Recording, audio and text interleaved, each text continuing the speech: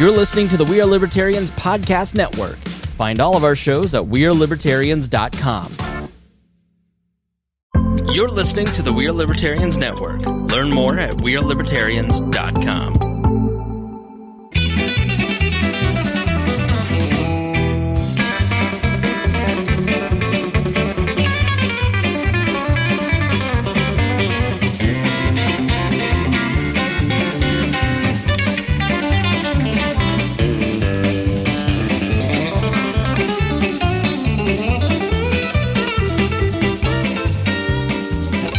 Welcome to the Boss Hog of Liberty podcast. This is episode number 325, my God, of East Central's favorite podcast. Jeremiah Morrell, executive video producer, audio engineer. Zach Burcham is out of place. He's the flex hitter today. Yep, he's on camera. He's filling in for Dakota, who is off winning his Father of the Year trophy. So we have called up from the bullpen Sara Morrell. Welcome. Thank you. Woo, woo. Doing a great job. We're on the line now. It's her first day of real training with the slightly new and revised and updated setup. It's a little easier now, isn't it? Yeah, a lot easier. A lot easier. No, you don't have to constantly create a new string of reference characters and drag them across and whatever else happens. Flipping switches. I mean, I like the fun of trying to get all the little bar at the bottom changed and everything. I mean, it was the panic. It was real, but it was pure stress and panic. I mean, there's to start nothing every like episode. just a shot of adrenaline right in the middle of your Thursday night. So our guest tonight is going to be the one and only Chris Wheeler. He's made the long journey over here halfway to Dayton. All the way from Pittsburgh. All the way from Pittsburgh. Childhood hometown of Jeff Gordon. The in-between age there. Yeah, they claim him, but he sure as heck ain't from there. On account of the number of teeth he has. You can prove it. Those are my people, man.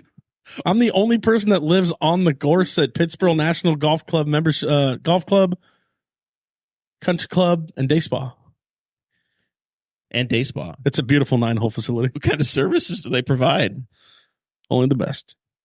There's a bottle of lotion on Can you walk across some hot coals at the Day Spa? No. We keep that for the men's retreat. All right. This show is about our lives in rural Indiana. We're here to push your boundaries and make you think as individuals. Sometimes we'll provoke you. Other times we'll make you laugh. But hopefully you'll always learn something new. What did we do? We did 15, 20 minutes on Patreon a moment ago. We talked roads. We talked racing. We told some stories. I don't know. Is there anything else of note there, Zach? It was worth it. It was a good conversation. I can't even remember what we talked about. I've already blacked it out. You've been drinking heavily. Yeah. He's all hopped up on the root beer. Two root beers in. Fire brewed root beers. If you want access to that extra special sauciness, patreon.com/BossHogOfLiberty, and you can get that emailed directly to you. You get special access to a Facebook group that gets you the show notes each and every week, so you can follow along. If there's any links, if there's any deep dive research that Dakota did, it's all there. Or scroll way back and look for for Dakota's gender reveal, which is one of the funniest videos on the internet. That is Zach's favorite. I still favorite scroll. video. I still scroll back and listen to it just for pure amusement. I'm surprised you haven't saved it to your phone yourself. I'll find a way. put it in Yeah, a folder. I should. Make that your ringtone one day. I should make that his ringtone if he ever called. He never calls me, but it would be pretty funny to. Yeah. So you post this? Yeah. All right. So can we go grammatically correct on it, or do you want to leave it as it is? Because man, I've had so much anxiety since you sent this to me. Because you spelled karting with a C, right? I just, you know what like, you said. bro, I'm just like, you said can't. grammatics. So I'm like, let me look at this and figure out what he's talking about. And immediately I went to karting. like a cart with a C is like the Instacart app. I know. So, okay. Or shopping Momentarily, we're going to say thank you to those that donate $50 or more a month to the show. Christy Avery, our favorite Norwalk dealer up in Fort Wayne, Indiana. John Phillips of Andy Moore Buick, GMC, and Fishers. So if you need a sweet, sweet ride, GMC or Buick or a fine used car, go see John. He's the sales manager down there. Tell him about Boss Hog and Jeremiah, and he'll hook you up. And then Anthony Meyer, who is he plays part support for Zach Burcham. Yep. He identifies parts so I can chase down people who damage my car. So I did that for fun, Chris. Okay. I saw it on the drive here. I did it because it's like ketchup, right? Nobody can decide how the hell you spell ketchup. I get it. There's Karting only is the one same way, thing. No, there's Karting, only one way to people- spell it. I realize I was in a go-kart when I was 5 years old, too. So this was just to see if we could stir some controversy. I was up. like, dude, my anxiety on the way here with traffic was like, He spelled it Pigeon Forge go-karting. That's what he spelled it. I was going to say, where's the one place you might be able to find it spelled with a C? I'm like, Branson. yeah. Places where the carts are next to a building where you can see Jesus singing. The Bears dancing. That's for championship. Those are the championship carts. Championship cars. My normal Dakota, my normal co-host Dakota. I think it was a 10.2 beer across the road here. So we're going to slur our words as we get going. The first time we had Kyle Robbins on, who's a Silver Crown driver, and now he's got his Ray Hall Letterman career, Ray Hall Letterman Lanigan career, brought to you by My Jack. He said USAC. It wasn't USAC. He just spelled it out. The USIC cars. Oh, yeah. It was fun. And then we've made fun of him for 4 years over it now. So that's Robin Miller's. That was his second favorite, most derogatory 4-letter word in his alphabet. USAC. That's a fact. We did a roast for Uncle Bobby years ago when I was at Bell Helmets. We sponsored, Platinum sponsored this event downtown at the Stutz, and these guys got up there and just roasted Uncle Bobby. I mean, it'd be so hard to find good material on Uncle Bobby. I mean, very difficult. Well, and it just got after Uncle it. Bobby is Bobby Unser. Bobby Unser. For those that are uninitiated. The man invented everything. He invented air. He invented aerodynamics. He invented stagger. It was a little bit of turkey talk. Yeah, I mean, constantly. And so, but Robin said, he was telling a story about something in the USEC days, and he goes, such and such in USEC, my second favorite 4-letter word and the one that means the worst or something like that. I'm like, this guy's such a legend. Almost wore my Robert Miller for President t-shirt. So you had some involvement and met my wife before I did. Way before, bro. Way early. Way before. Way early when you were karting with a K. Karting with a K. Yeah. Out here at Newcastle. Long time ago, man. Like even before Newcastle opened, we were racing with the SIRA, so the Southern Indiana Racing Association. You look like a Southerner. Yeah, totes. I'm from North Long Beach, California. But man, like still exchange those Christmas years cards with were Snoop Dogg? That was forever ago. Yeah, dude, me and Snoop D-O-double-G, we're good. We used to run a street racing series, man. Like before Newcastle was around, we literally would run 16 to 17 races a year in towns just like Newcastle, where we're at right here, where we would shut down the downtown. And you go to and we'd run a street race. Just build a track. Goodland, Indiana. Goodland slaps. Or Clinton, Indiana. Oh, I know Clinton. They paint their curbs you'll, like Italians. You'll like Linton. We had a race in Linton, Indiana as well. We did. That's when that's the one where your parents. My mom got injured. So that's where your parents did the Flip Cup Nationals. Oh. Clinton, Indiana was like the Long Beach or the Nashville. And then they said, no, we're going to build Road America at Newcastle. Yeah. So when Mark Dismore and his family, put that together, it changed karting. It changed the future of karting in the Midwest. Because the Midwest was known for the dirty guys, the street races, man. We were rough. Like we'd run for decent money every week. Somebody'd put up money for a win here, money for a win there. But like you won the race or you came back with a broken bone. Like it was Sketchtown. And I did not know they street raced go-karts. Oh, dude, it's so legit. I want to see it. That sounds awesome. Anybody get a chance? In the early 90s, my parents came and visited Indiana trying to decide. They were GM transfers, trying to decide where they're going to live. And I think they were in Richmond. This is probably 92, 93. And there was a street race in Richmond. Straw bales as barriers. Dude, it was hay bales and snow fencing. We didn't have the Tech Pro barriers. I mean, I'm already visualizing a course in downtown Newcastle, and we could have a pretty sick one. At the next station identification, I'm going to show you a video. And for those of you that are listening that have never heard of this, if you go to YouTube after the show's over, do not leave us. And Mike Burrell, Burrell, Goodland Grand Prix onboard. Search that one. That's a race I was in with Mike years ago. Heck, nowadays it's probably 15 years ago. It's a really cool onboard of just showing you what Goodland was like, and then a very close call when it all ended. But wild, I mean, that's what we did though. And then we got to Newcastle and it really changed, and a lot of us had to just get better. You went from the short tracks to the high speed technical. Yeah, I mean the technical side of it, right? It was so different, and like we had to make our program better. And a guy named Mike Gotti, who's now lead carbon technician and does the body fits and all the repairs at Sam Schmidt's IndyCar team. He ran the team. He owned it. It was OMG, Audi Motorsports Group, man. We had factory support from Margay chassis in St. Louis and Lakitis engines over in Illinois. And I remember we had to deal with like Impact Racing at the time with Bill Simpson, and we were the first team in the Midwest to have like full custom kitted karting suits, man. Like we looked so good. Meanwhile, I just had the orange cone special from Comet Kart Sales here in Greenfield. As everybody had at one point. Yes. Yeah. And it was not a fire suit. It was No, and that's a big thing. yeah. No, it's a big thing. Like I remember the one time Marco Andretti tried to show up Wearing a with Super coat Nats versus having. Well, it's even the material, and it's a massive safety thing. And I'm not going to try and get too far on this, but I remember Marco and Pippa Mann showed up to run Super Nats, largest go-kart race in the world, in the parking lot at the Rio All Suites Hotel in Las Vegas. It's a SCUSA sanctioned event. And he's out there in his little like Minute Maid or Dr. Pepper suit. And I'm like, bro, you can't wear that. Yeah, I mean, this is me. It's my brand, you know? Dude. So what Nomex, right? Nomex has a fire retardant chemical makeup. And we wear the Nomex underwear, the Nomex suit. The suit's multiple layers. The threads are made of certain things. That is to protect you in a race car where there's a fuel tank that you are strapped into. In a cart with a K, we are strapped to nothing.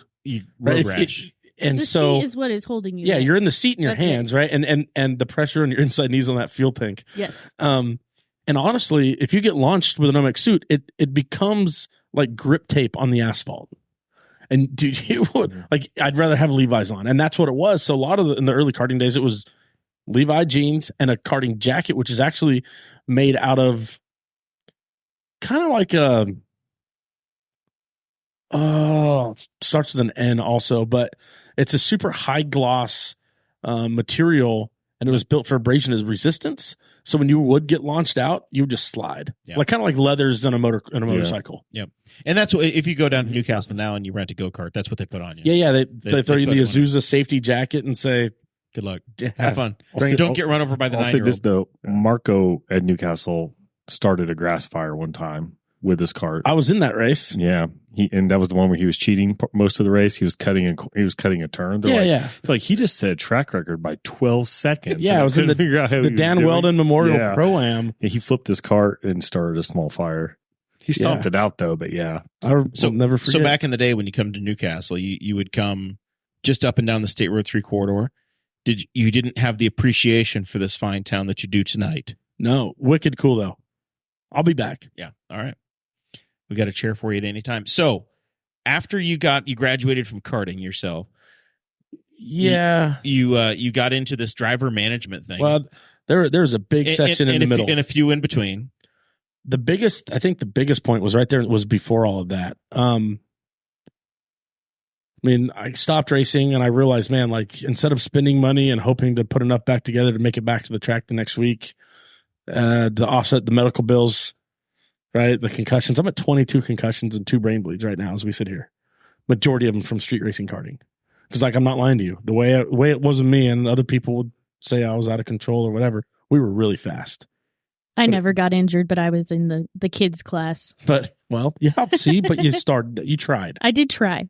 And our thing was like, man, we were fast and we were going to run up front and stay up front and we weren't going to finish. And that was my attitude. And it was, young and stupid. And 2 or 3 people with the same attitude, you end up hurt a lot. Yeah. Mm-hmm. And so, I got out of the cart, did some legend car stuff, did a few other things, some roadster things, had some ideas, but honestly, didn't have any money. My parents have a business in motorsports. The last thing they want to do is go to a racetrack when they're not on the road racing. So I started working on karts, and then I started to realize, and it was Jay Howard was the first one. What had happened was my parents owned a graphics company that did all the graphics for the likes of Chip Ganassi Racing, Sam Schmidt Motorsports. Back then, Schmidt had just a lights team, and an amazing human who's no longer with us, Chris Griffiths, ran that program. And he was over at my parents. My parents ran this company for over 30 years, and they never had a facility. The basement of my house growing up in west side of Indianapolis was Performance Graphics HQ. They were And just printing the plotters or whatever. Plotters, printers, laminators, they had it all. My parents for 22 years, they were on 22 or 26 years were on site at every single IndyCar and IRL, just printing out Target Champ logos. Car, and they did it for 80% of the field. And they were the only company, to my knowledge, still to date that's actually taking the equipment on the road. Right, so it was set up there. They were committed to it, and back then we weren't wrapping cars. Right, back then, you were going to a city and you were signing a local insurance agent to jump on your car for $20,000 or whatever. And so go see Ellen.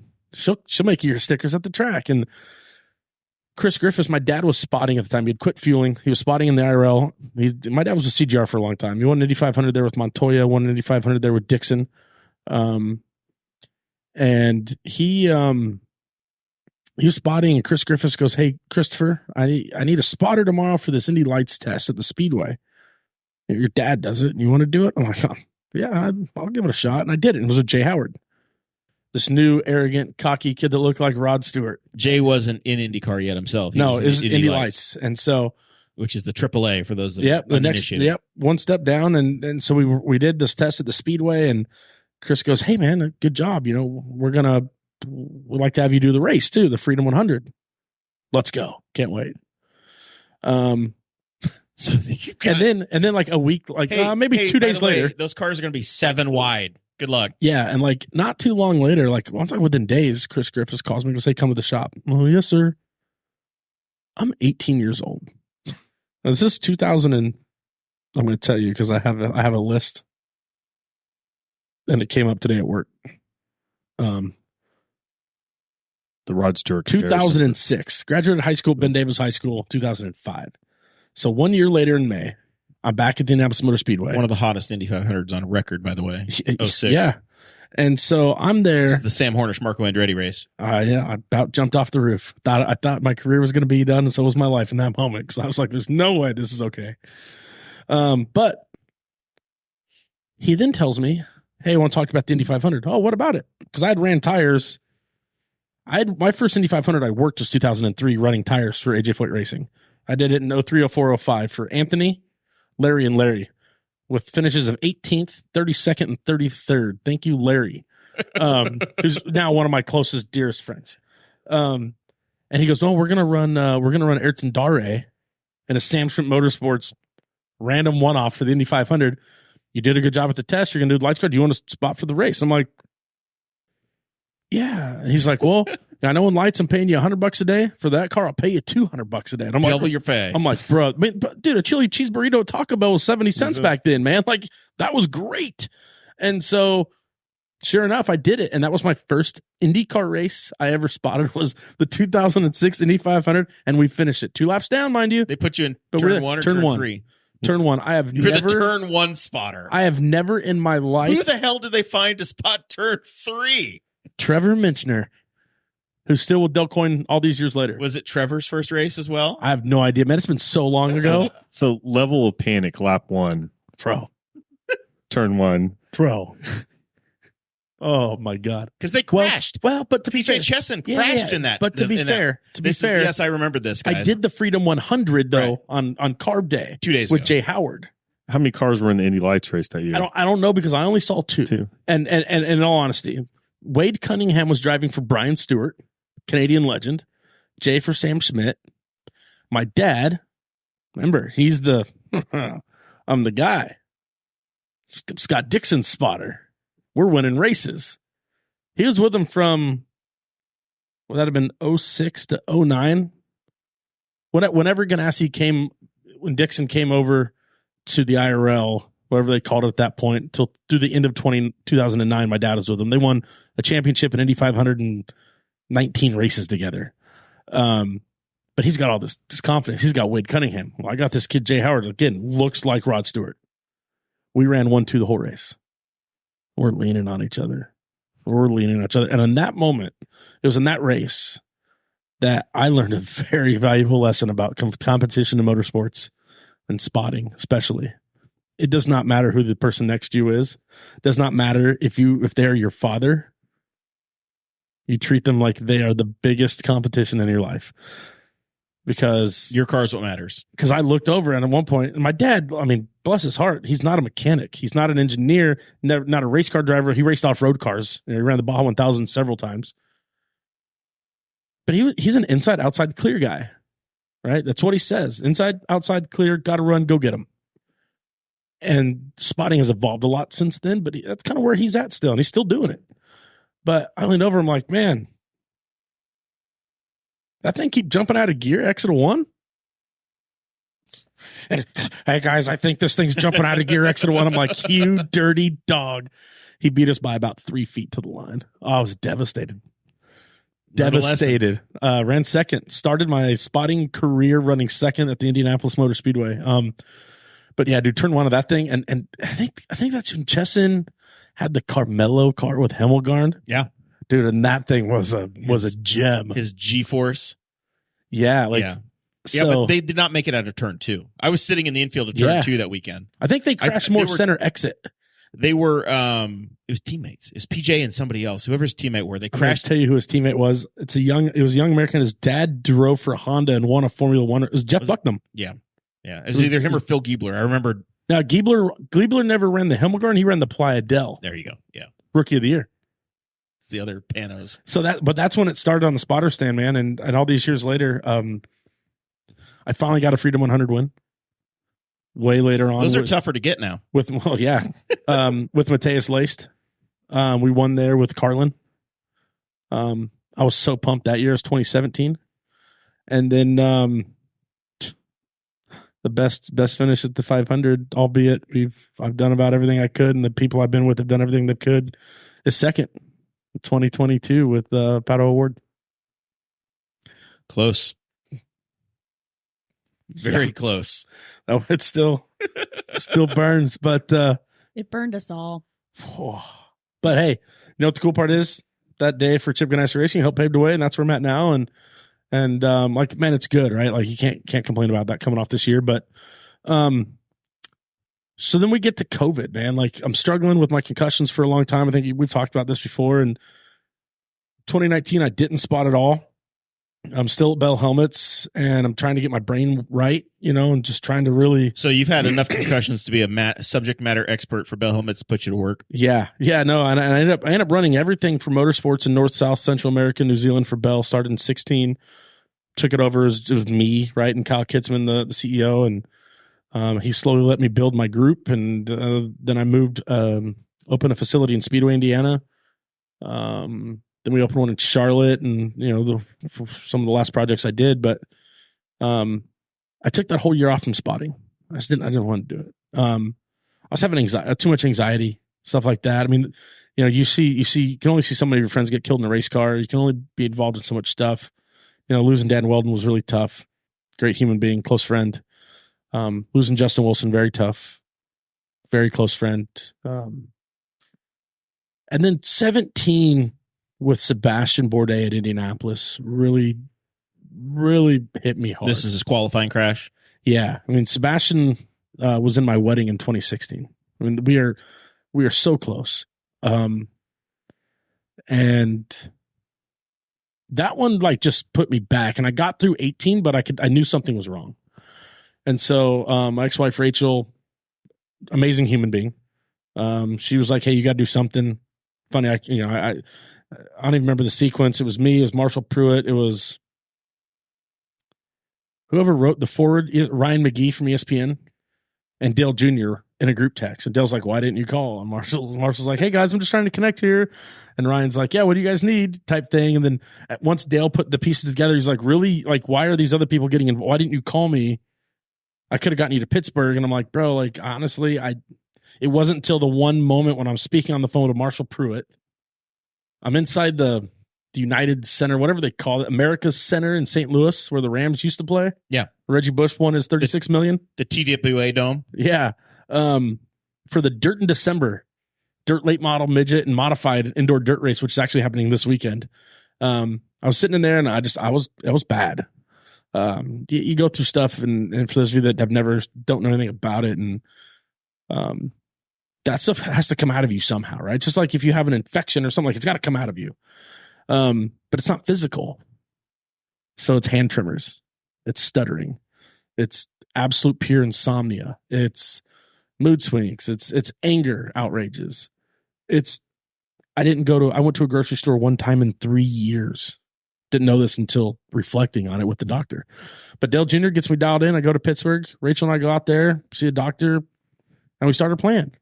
So 2019, I'm just going to be Seb's guy. And at this point, like, I've been helping Seb a lot, Bourdais, on deals and getting stuff lined up, getting stuff ready. And then honestly, it wasn't really into 2019. I leave Bell. I leave Bell and I get a text message from Kevin Swindell from Swindell Speed Lab. He's like, hey man, I don't know if this works or not, but let's just give it a try. And I'm like, I ain't got nothing else to do. Right. And we get to about November, the aero screen's coming out. The rules to test an aero screen, though, if you're a current IndyCar team, is you have to have a veteran driver. You're allowed one veteran driver to test this thing, right? So it's easy for some of these teams to pick, right? Penske's going to use Newgarden. Ganassi's going to use Dixon, however it lines up. Well, Dale Coyne has young Santino Ferrucci and Sebastian Bourdais. And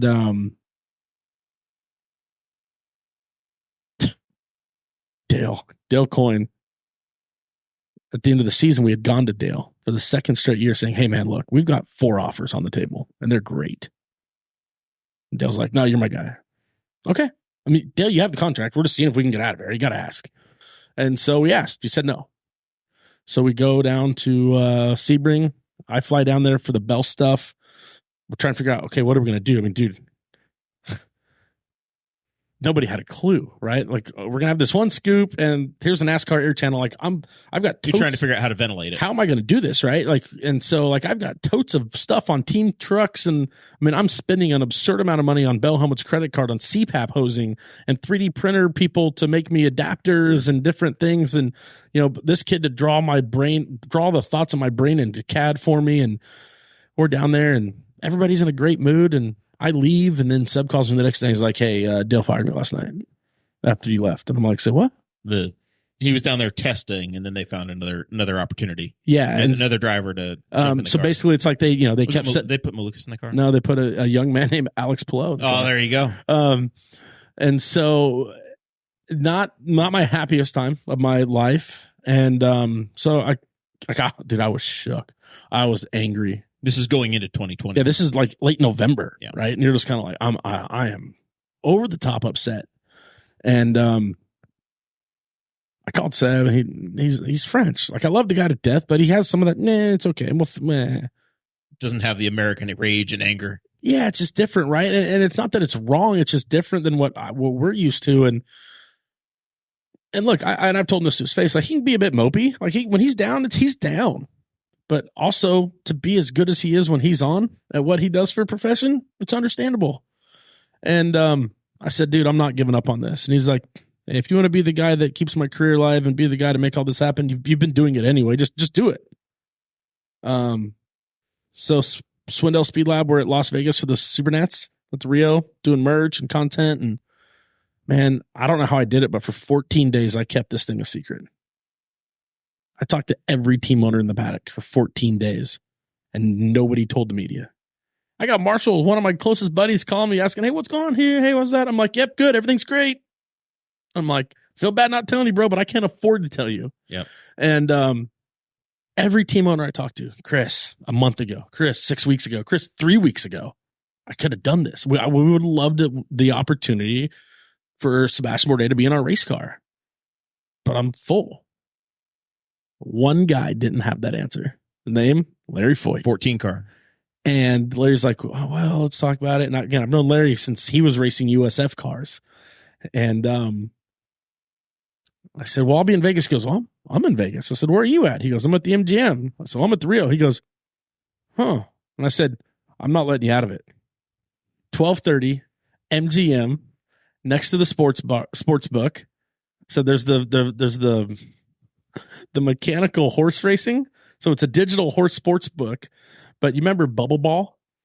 It's like a bubble ball thing, but it's the little, and we're just watching the metal horses go around. You're just watching the metal horses go around, but the race is on the TV, right? Okay. And I said, he goes, how do you know where that's at? I'm like, don't ask dumb questions here, Foyt. Okay. Just, you know where it's at. There's a bar right next to it. Super dark, low lit. velvet curtains. I'll be there 12:30. He's like, all right. Tall adults at the table next to you. Yeah. So we get in there, man, and we leave with a 6-race deal. And it leaves with a 6-race deal because that morning he's still Dalton Kellett. So we'd managed. Kellett kind of had a budget. He had most of the budget. Kellett had done a full year the year before, but they weren't sure what was going to happen the next year. Yeah, and it was just one of those things where not everything. I got to move, man. My lower back, my butt is numb. Go anywhere you need to go. And so basically, what had happened was, and this was an opportunity for AJ Foyt Racing, right, to really put a champion in the car. Yeah, well, let's really evaluate in this. A developer. Like for people that know, Sebastian Bourdais did 4 straight championships in kart. 4 straight in kart for Newman Haas. Then he went to Formula One for Toro Rosso. Yeah, and then blew up 17 of 21 motors. Yeah, one in a Dale Coyne car, which only Justin Wilson had done. But then went to the Peugeot factory. Yeah, he was a factory WEC driver program. So he's like. Sebastian is a legend, dude, and he's an interesting personality. But he had ever since the like reunification, the collapse of kart, had kind of struggled to get a ride deserving of his talents.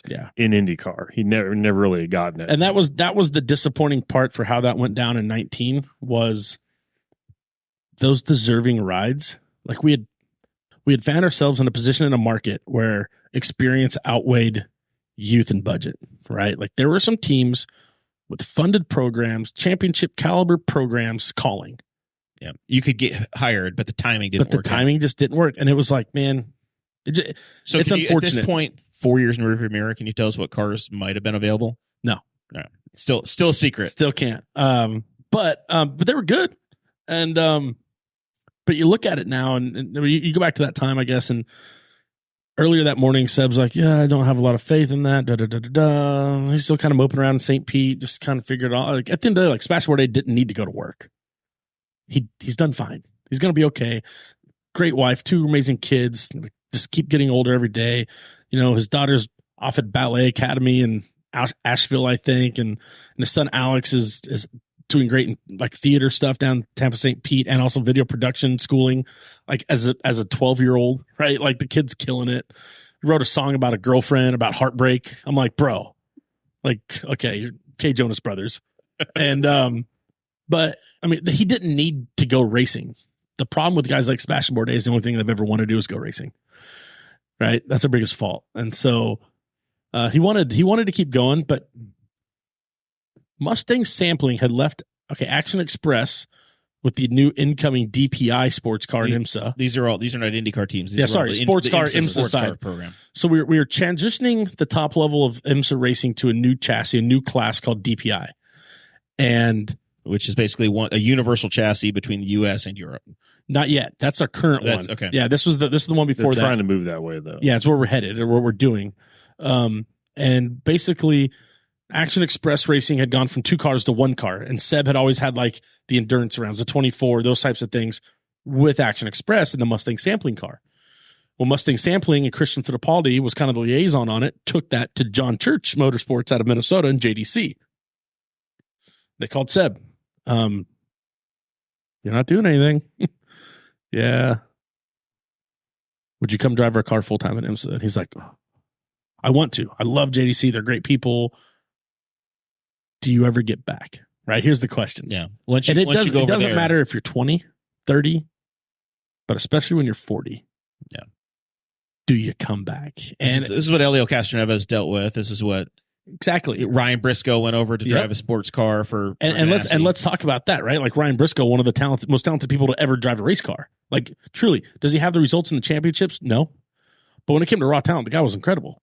Elio Castroneves, right? 4-time Don't even. Just please continue. Multi-time Indianapolis 500 champion.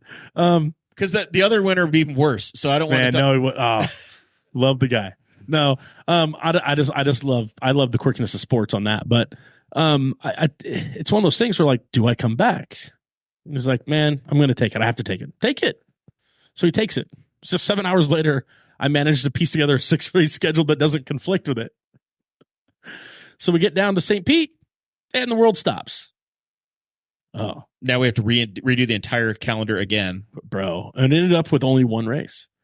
He basically did the Grand Prix, right? No, Oh, he did. Yeah. Sorry. It was like 2 or 3. It was the last 3 races. Yeah. And it was all because of Leader Circle, right? Because they needed to get the car in money. And so I'll never forget those St. Pete. He had to beat Marco. Like, that's what it came down to. Marco versus Bourdais, Andretti versus Foyt. Tied in the points, whoever beats who. And to be fair, to give Marco Andretti credit, dude was running like 8, digging. The best street race performance he's had in a very long time. And Sato got him over in like 5-6 and just what I'm hearing is that him. You were responsible for ending Marco Andretti's IndyCar career. No. You got Sebastian on the grid, and then he beat Marco, and then Marco never went full-time again. You know? After you got him knocked out of the point. I will accept all the thank yous and blessings. Without that, would we have Marco Andretti the SRX champion? No. See? No. You changed his life. See? Got his first championship and race win in 14 years. I think probably, if we follow this logic, you're the reason why Gamebridge is now in NASCAR. I really don't want to take credit for that either. And and Andretti Global has moved to NASCAR and has got their little portion of Spire. So all because Chris Wheeler wouldn't let it go in Vegas. Yeah. But that year we were able to lock in at Road America. Larry Foyt and I got together. One of the coolest stories of my life. At this point, I'm playing a lot of Call of Duty with a lot of my friends. The Oliver Askews. Oliver Askew, Kyle Kirkwood were on my couch and spare bedroom for over 10 years anytime they were in Indiana until they both made it to IndyCar. Even during the COVID thing, Oliver Askew has a job. He has an apartment in Carmel. I have a garage. He doesn't. So what does he do? He goes to his trainers at St. Vincent's, whoever they were. They loaded up a U-Haul full of gym equipment, and he shows up at my house. Hey, bro, didn't think you'd mind, but I need a gym for COVID. Every day the kid's in there at my garage at 8 a.m. just turning up the tunes. And so... What did the neighbors think? Oh well, we had just moved in. Oh, this is great. You've just got these young... No, this is great. Young men showing up in your we garage. We just moved in like 2 weeks. Okay, we closed 2 weeks before the world stopped, pretty much. I got everything moved. And like that May, the world still closed. I had David Hunt and the Mac Daddies in my backyard, and I had 75 people in my yard. And it's like, you want to wear a mask? Wear a mask. You don't want to wear a mask? Don't wear a mask. I don't care. There's 450 cold beers sitting in this horse trough over here. There's a bartender. I was flat topping and smoking salmon. I mean, we had the, I don't care. I need you guys all in my life party. Yeah. And my neighbors, like half of them were there drinking beers and half of them were like reporting us to local authorities. So as we're getting through all this, playing a lot of Call of Duty. Alexander Kariba has already kind of entered the picture at that point. He really still wasn't racing anything full time. Zach Veach and I's relationship picked up. Oliver's always been, his birthday was the other day. I tweeted happy birthday to my firstborn because, he will always be that kid to me. And then it just kind of formulated, right? The Swindell thing just didn't work. And it wasn't for any reason other than, for Kevin. Kevin was paralyzed in a sprint car, Knoxville Nationals years ago. For his rehab and for his health betterness, he needed to be in Charlotte. And for business, he needed to be in Charlotte. And I refused to go to Charlotte at the end of the day. I'm not going to do it. You're 317 based. Bro, I could have done it when I was maybe 765 adjacent. Yeah, maybe. Carry the 4, divide by 9. We'll figure it out. But literally, I'm just I had those opportunities when I was younger to really go embrace that world down there. And at this point in my career, I don't want to restart there. But also I'm thinking, wow, if I just would have known this pandemic was coming, I wouldn't have quit that really good job I had at Bell. So hanging out, a lot of Call of Duty again, and it spreads into the summer. And next thing I know, word about what I did for Sebastian. Once we announced Sebastian full time, like, oh, how'd that happen? Oh, Wheeler did that. Oh, well, maybe I need to call Wheeler. Right. Then Veach's relationship with Andretti starts to come apart at the end. And I get the phone call. Hey, can you help? Oliver Askew decides to go a different direction once he's released from McLaren from the company he was with. He goes, hey, bro, I need you. And the calls just kept coming. And I'm like, I guess I'm doing this. So I called Jason Folk. Do you know how the business model of that's supposed to work? Because that's the part where I just be I don't know what the hell I'm supposed to be doing. Yeah. Honestly, I was very lucky to be able to figure it out with Sebastian, right? It was a pretty clean slate. But it's all, just like everything else, not just in life, but especially in motorsports, man. It's all about people, right? The first thing I did at any point, well, Sebastian, it's a bit different, right? Sebastian has great representation on the legal side already. And he has a whole career of well, here's the contract I had with this. Here's this. Let's look through and it was all good. His legal counsel, everybody was really great there. But for a lot of stuff, I called Jason Folk, who was with a big firm downtown, 20 plus years of motorsport litigation, contract litigation. We knew each other because he did a lot of work for Charlie Kimball. And I said, Jason, here's kind of what's naturally happening here. I already had the consulting company because I'd go put $500,000 on this program because I knew the guy, and I'd make my commissions, and I was already doing a lot of this commission business development type stuff. But the driver thing was different, and so it just took off, man. And we had Veach, and we had Askew, and we had Kriebe, and we had Bourdais, and we're doing all these things, and it came down to it, and Chip Ganassi Racing called for Sebastian, and Chip, I'm pretty confident Chip just called Seb and said, hey, we're doing this. It was him or Mike Cole. And that's one of those things where it's like, I'm not getting in the middle of this, right? Like, by the people in the paddock and the deal you're doing that what they're going to put in front of you is going to be right. It's going to be legit, and it's going to be fair. It's not everybody does that. But when they say Roger Penske's calling, Chip Ganassi's calling, you say, okay, right? You think may I have another? It's going to be okay. Yeah. And he was calling for the IMSA program. He was calling for the Cadillac program. And so Seb came to me, and he's like, hey, man, I know Foyt has an option, and there's all these possible things. What do you think? And I was like, Seb, here's what I care about. I care about two things. I care about, one, not screwing anybody over, and two, you being happy. Everything we've done and everything I've done to this point in this world has been above the table. So far above the table, we probably lost more than we won because I was too honest for an industry and that side of it that isn't always full of honest people. And so went to Foyt, and Foyt's like, hey, I'd love to have you back. But honestly, man, I don't know if we're going to have the budget. Kirkwood's coming up. We might have a shot at him. And Seb's like, look, bro, take him. I'm going to do this. And it's been great. Sebastian loves it, right? Sebastian loves that program. We got to go to, I was at Le Mans with him this calendar year on the CGR side. And so while all this is going on, I'm still spotting. I come back to spotting in 2020 because of Will Power. His spotter's stuck over, as all this is developing, this new business, his spotter's stuck in Europe racing for most of the summer. So there's a 7-race stretch, and Will calls me and goes, bro, I need your help. What do you need? We knew each other a lot from early days, but I was doing a lot with him in karting at the time, even with Billy Vincent and Will Power Kart. And I said, yeah, what do you need, man? And he goes, I need a spotter. I'm like, oh, dude.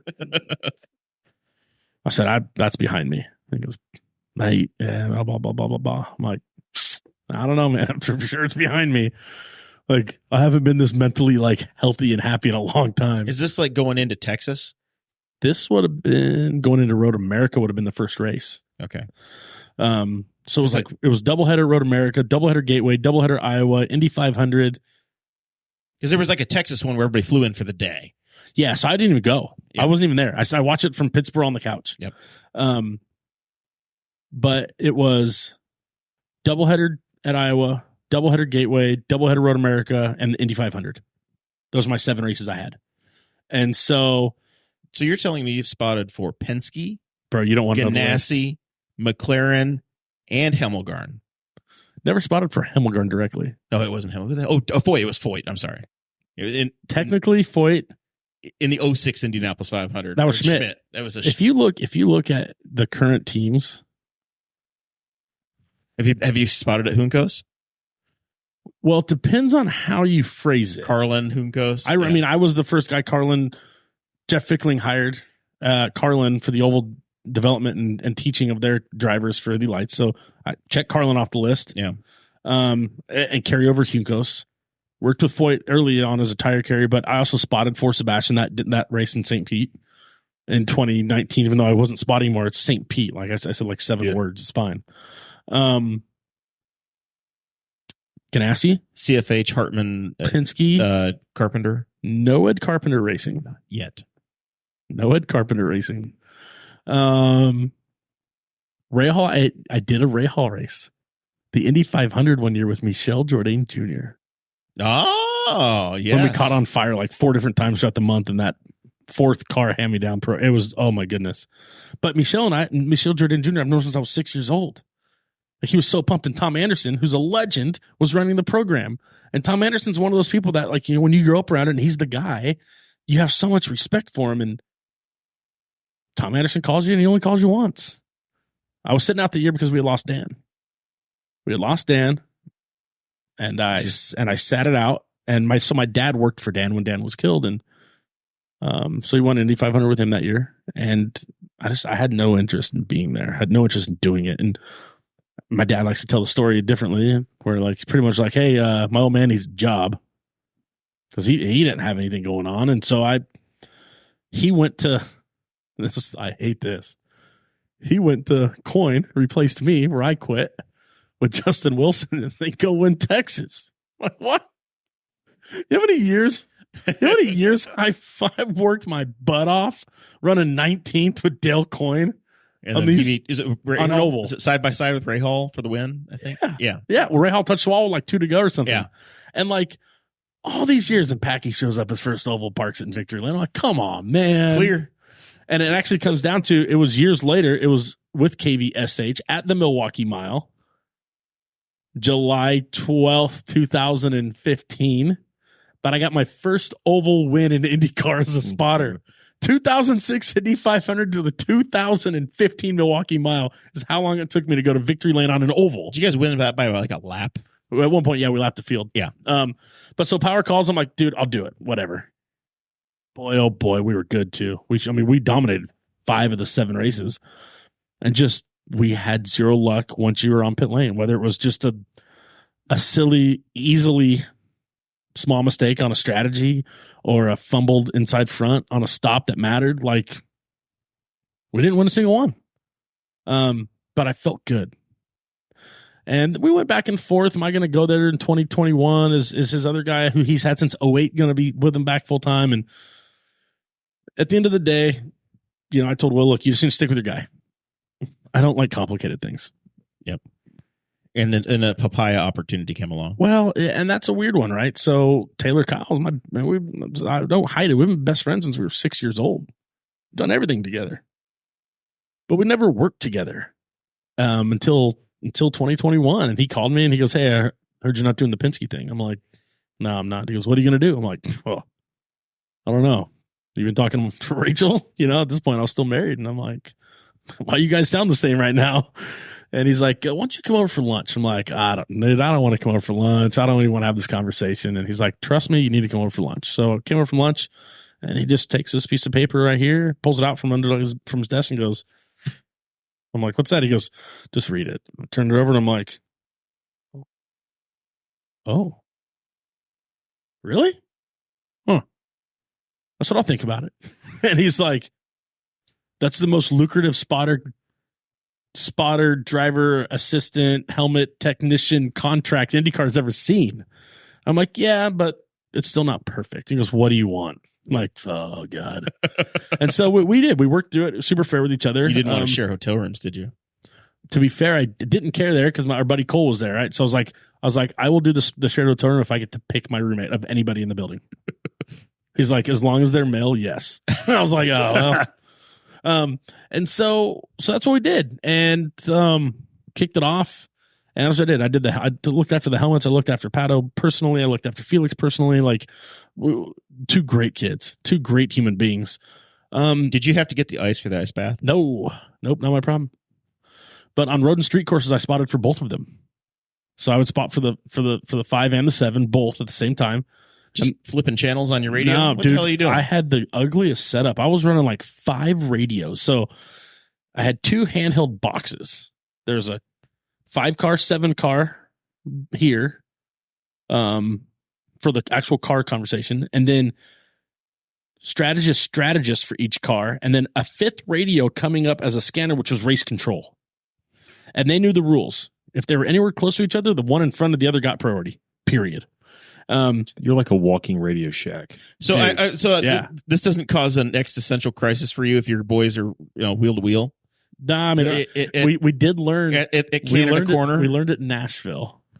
That year we actually had to use it for the first time. Where if I hold both car push and talks at the same time, I can just say it once. Because at one point I'm like green, yellow, run off. Like, and I'm juggling the stuff, and then we tested it, and sure, like it always sounds good under the tent when you're testing it or in the shop. But what about when the action's on the racetrack? Yeah. And Yeah, it worked. And so that was the plan. And then I think, going into 22, they made some changes and they wanted to shift some things up. And they said, hey, dude, we're going to move you full-time to paddock car only. I'm like, well, whatever you want to do. Right. I think I'd gone back and I'm like, hey, dude, if you want me to spot for 2 cars at once, bro, you need to pay me at least like time and a half. Like this, there was some that you're. By the way, we're going to add a 3rd car and you got that one too. Yeah. I'm like, cool. Let me see. Take you one of those, the guys that can like move a mouse and work a computer with their feet. Yeah. Like, we're going to have you on the keyboard 7 as well. Yeah. Yeah. And so that was cool. It was a good year, but I was tired of being, I just don't want to be an IndyCar spotter. I'm just tired, man. Like, I'm tired of it. I'm not gonna lie, I'm 37, dude. I was 18 when I started this. My eyes are not the same eyes as they were in 2006. They're not. And I work with a great guy at, I'm gonna do a shameless plug here, Aries Sports Vision up in Carmel, Dr. Joe. I worked with him for about 4 years now, and he brought years back to me visually with all the visual training. He works with baseball players and hockey players, help them identify the puck, identify pitches, that type of stuff. So how your eye training and your reaction to and everything works, and identifying things at high rates of speed and identifying changes at high rates of speed. The guy's great, but even somebody that good, you're only going to get it so much better than it is. When there's so much, when it's already gone so far. And so got a little harder, got a little more frustrating. And so Toronto actually went to Max, who's one of the team managers, and he handled spotters. And I said, Max, I'm sorry, man, but I'm going to get you through the end of the year. I will help you find the replacements. But I'm done. He goes, why? And I said, I'm tired of spotting. He goes, why else? And I'll be 100% honest on this one. I was not a fan of the culture and how it was changing at the race team. I wasn't happy with the politics becoming more Formula One, British. Yeah, and it's not, look, business is business, man. But I just, when I went there, it was the really cool family vibe that Sam Schmidt built.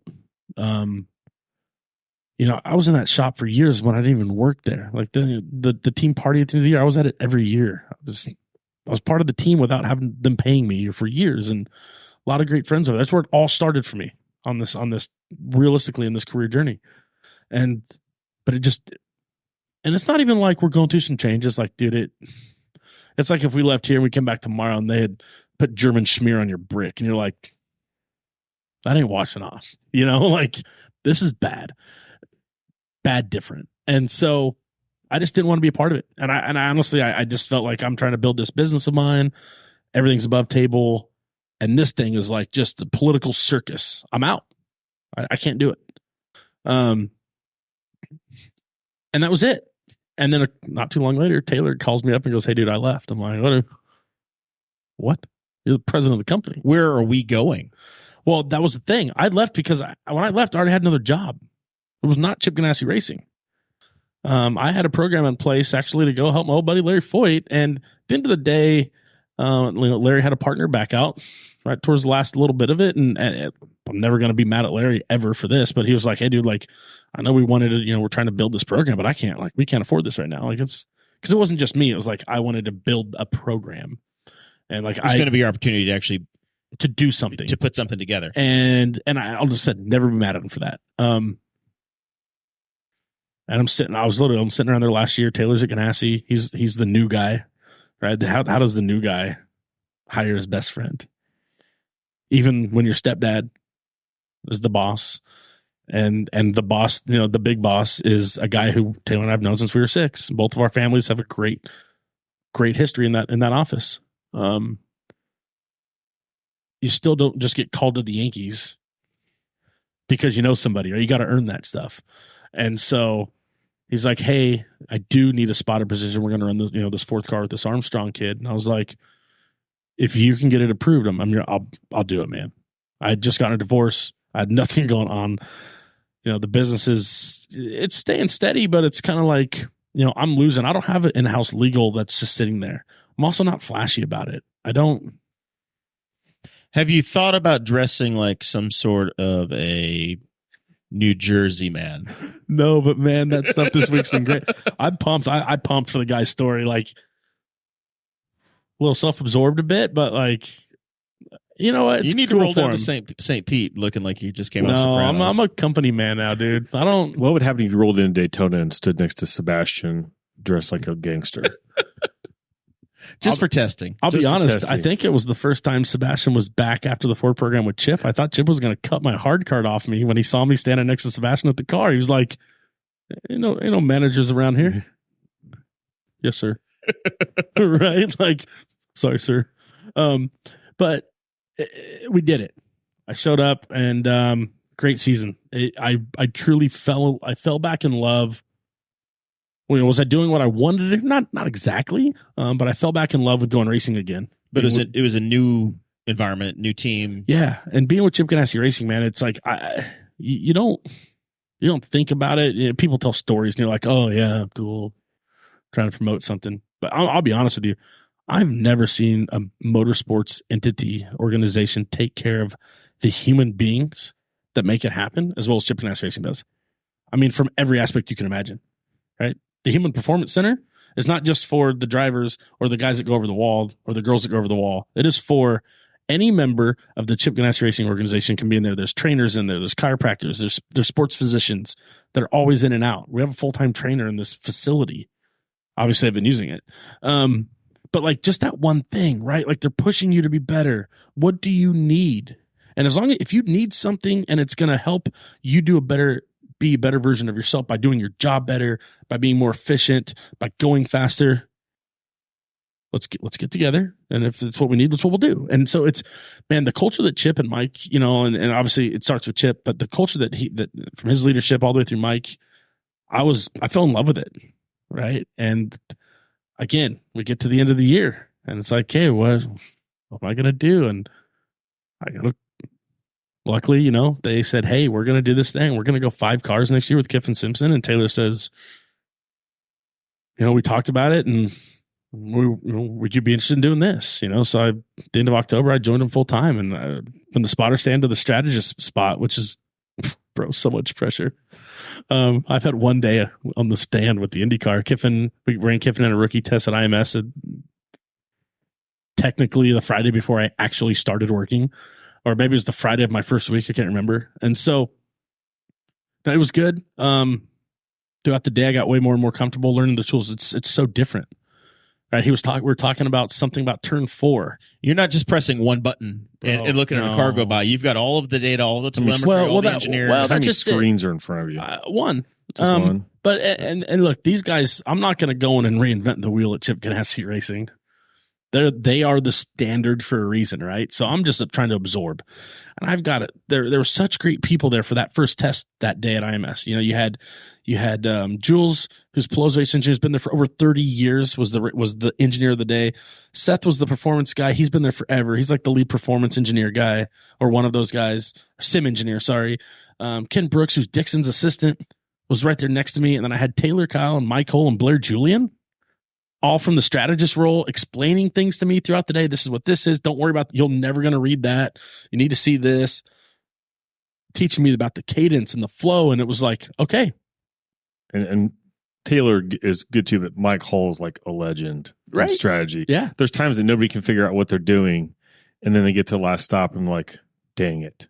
Yeah, they beat us. Yeah, ask Graham Rahal. Yeah, yeah, yeah. A couple times, like this year, I think it happened. We did it. They did it the summer IndyGP. Yeah, just nobody knew what was happening. Dude, Gateway.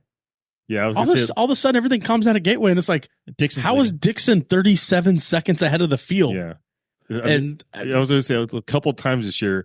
Nobody knows. There's got to be just a little password protected folder that they just give you the access to. I tell you what, here's the special. Here's the special sauce right here. But he's also nice enough that a lot of times, if you check his Twitter, I don't know if he does it every time. I'm not on Twitter that much, but he'll be like, the morning of the race, he'll be like, hey, you know, the average pit stops at this and this. And he'll give you like a little rundown of what the strategy is for the day. And you're like, that's not even fair. You're like, you're not telling us everything. But he's like, a couple times this year, everybody's like, what's Dixon? Oh, and you're at the end of the day, you're. Dude, do you know how many years I would get on the private channel from the spotter stand and be like, this doesn't make sense, you guys. Why don't we just follow the 9? Yeah. Like, here's a sign for you. The 9 started 2 spots in front of us.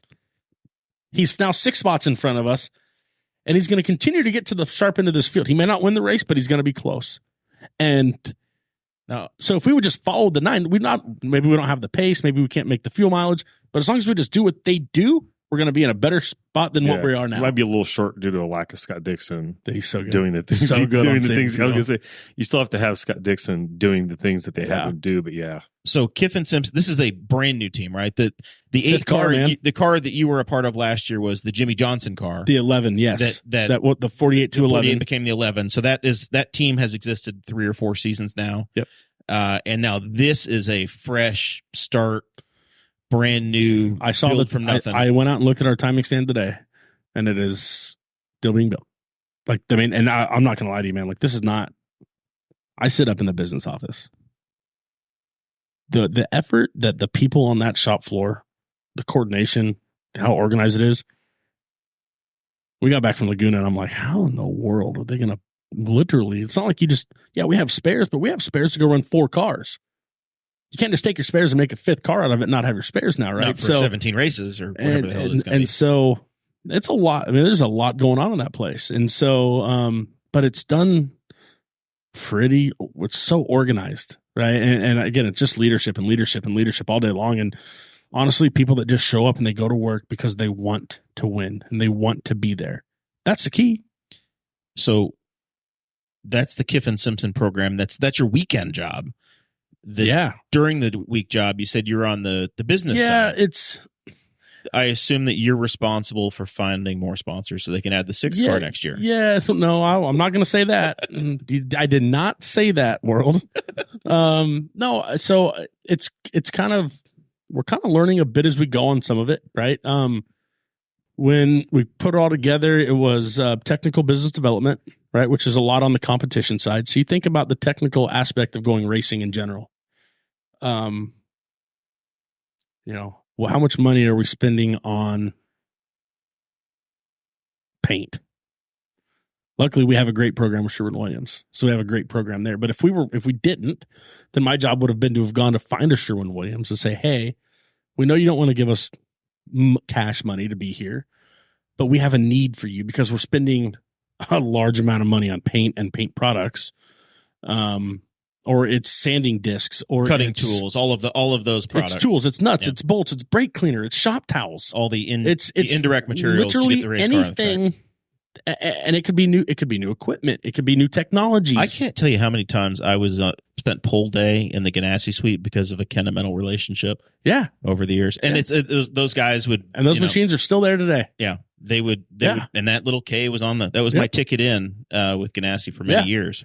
But so that's the world, right? And so it's just, it's developing, what do we need? Can I save us money? Can I make us more efficient? And can I do something to help the engineers make the race cars go faster? Those are my goals every day when I walk in that shop.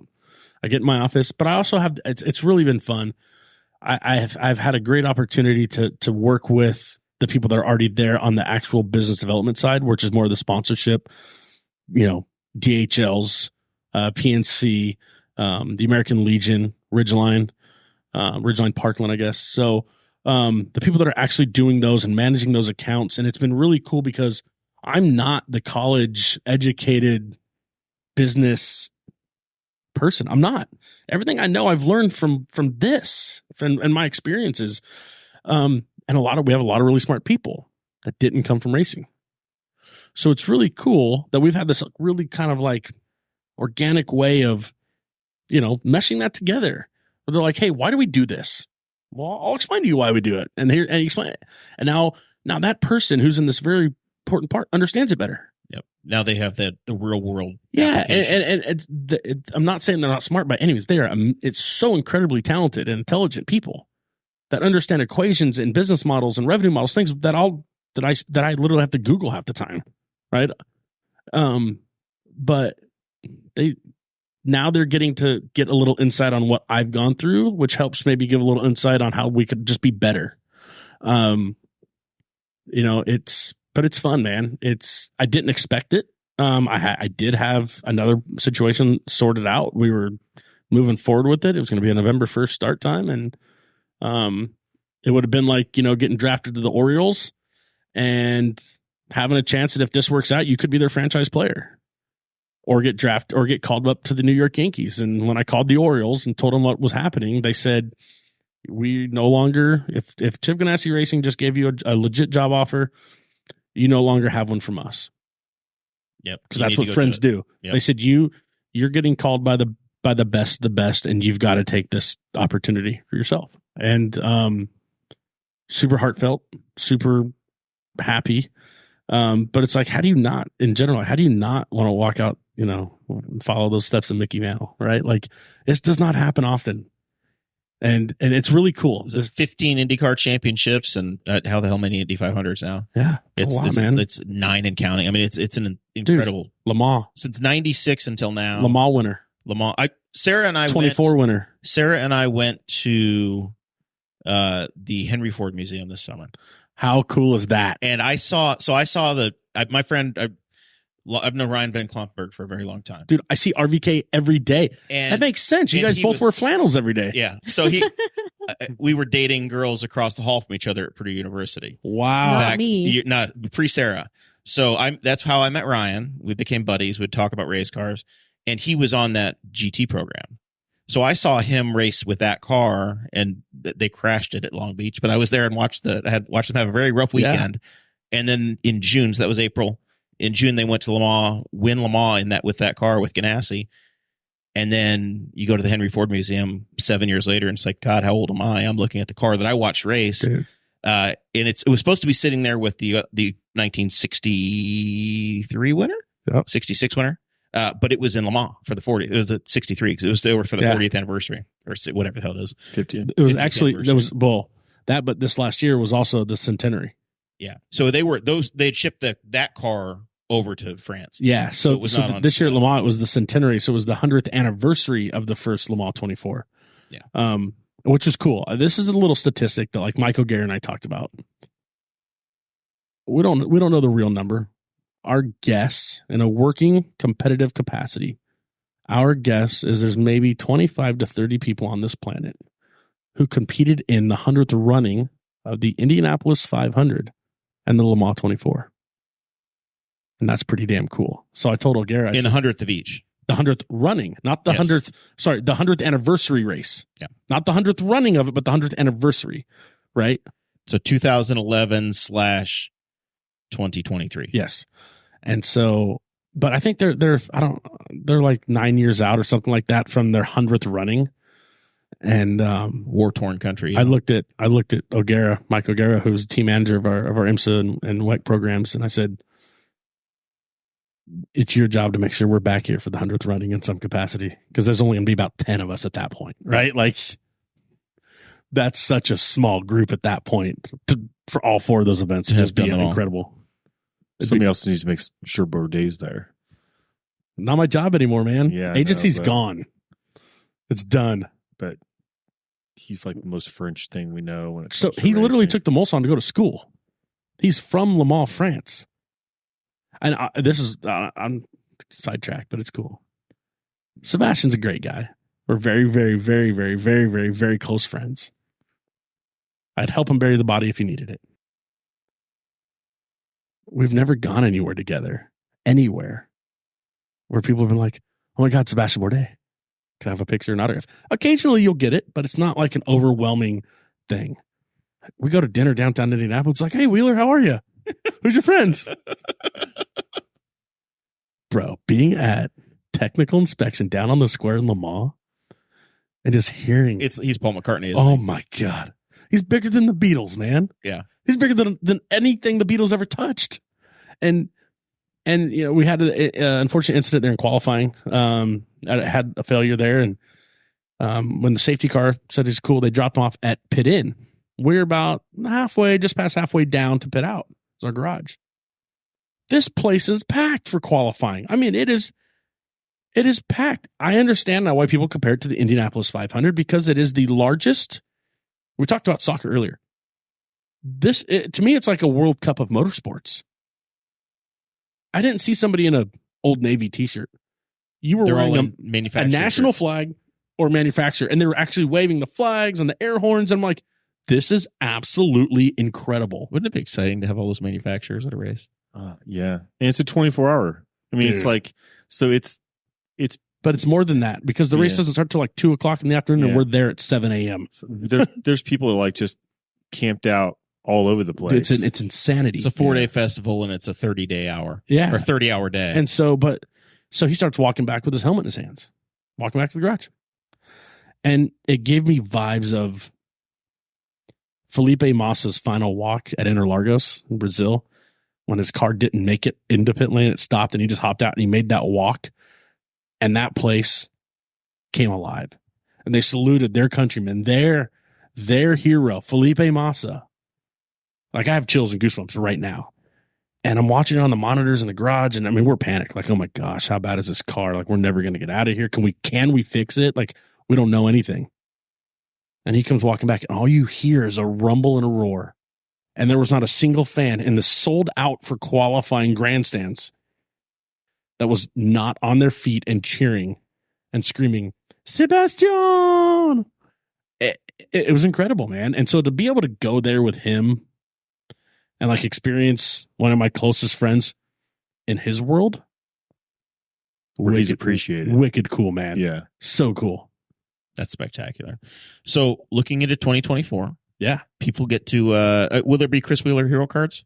No. Some Ridgeline hero cards with you on the back? No, in fact, I will tell you that this is probably my last public show that you'll see for a very long time with me involved. Until Kevin Lee interviews you at the Rolex 24. That's not my look. If it's at work, it's one thing, but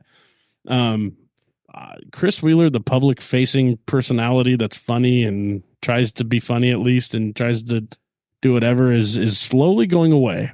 And it's honestly, it's the fact that I'm taking on more responsibility than I've ever had. Yep. As a man, as an adult, as a businessman, in my career. And, you know, if I didn't trust you guys, right, and I didn't trust your show and what this was, I probably wouldn't have done it. But I wanted to make sure we got this in before. And I've got to focus on that, right? And I've got to I've been on a journey, man, like for over the last year. Yep. On this real big journey of like really learning more about me. I'm not trying to go like Aaron Rodgers level on you, but like I'm not going into a silencer for 4 days. Like that freaked me out. How quickly could you heal an Achilles though?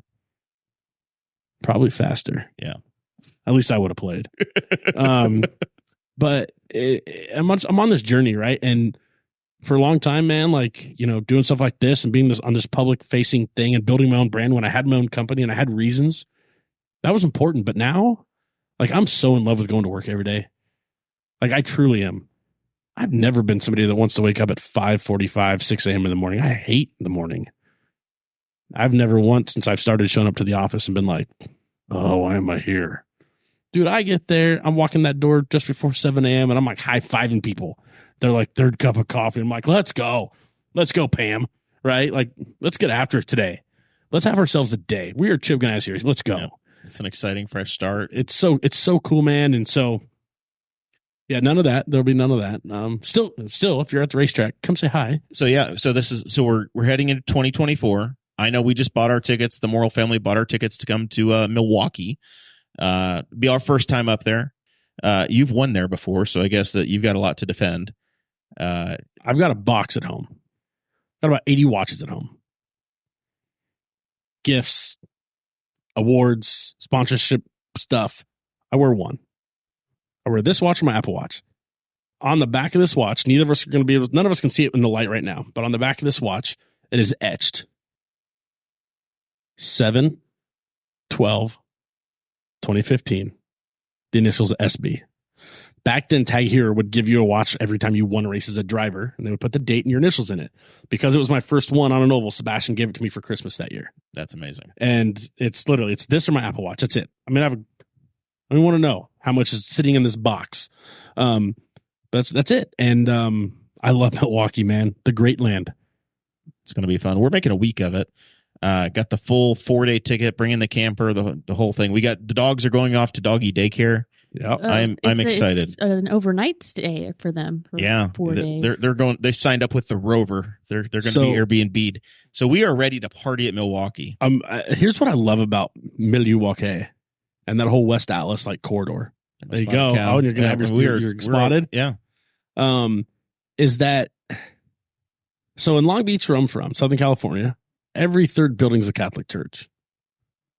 And the west side of Indianapolis, every third building is a tanning bed or a laundry and tan or a Starbucks. Every third building in West Dallas is a bar. And we won that race in 2015 with KVSH and Jimmy Vasser, the first guy to ever sponsor me when I raced, by the way. And one of my biggest mentors in life, James Sullivan, Sully Sullivan from Vassar Sullivan is what it is now. And we're pumped. I had shoulder reconstruction surgery Monday morning at 6 a.m. that week. I took the red eye home from Raleigh, North Carolina from a global rallycross race with Vassar Sullivan. Surgery Monday. I was on my meds Monday, Tuesday, Wednesday. And on Thursday, I had to stop taking my pain meds. So you could drive. So I could spot. Because I was eligible for a random from IndyCar.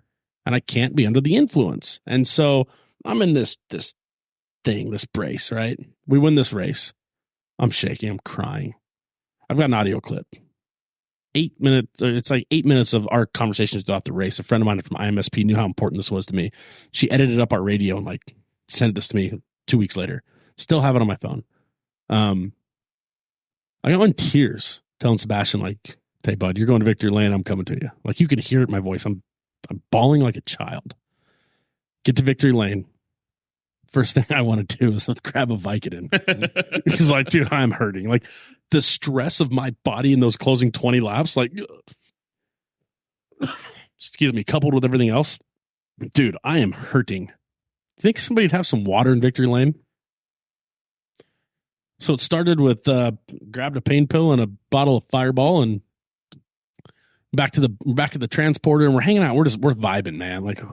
Nothing else in the world matters. And Jimmy goes, I got the spot wheels. I'm like, what's that, Uncle Jimmy? And he goes, it's called the fourth base. I'm like, can you buy me dinner first? And he goes, nah, man, it's a bar. I called ahead. Typical towny bar. We're all going to the fourth base this year because I haven't been there since this night. That's the last time I was ever in West Dallas. We get into this place. Best lobster tail, best crab legs, best filet, strongest drinks. And I'm anxious to see if my team, I've been still in team gear, bro. Because changing shirts was so hard for me. Yep. That at this point of the night in the bar, when the bar owner is just go cha-cha-ching, cha-cha-ching. Wow, you want another one of these? You want another one of those? Want some more crab legs? Want some more scallops? We're like, how late can we stay? And they're like, gentlemen, we're so proud of you guys. We'll stay as late as you need to. This is Wisconsin. We'd never close if we don't want to. And at some point, they helped me out of my sling.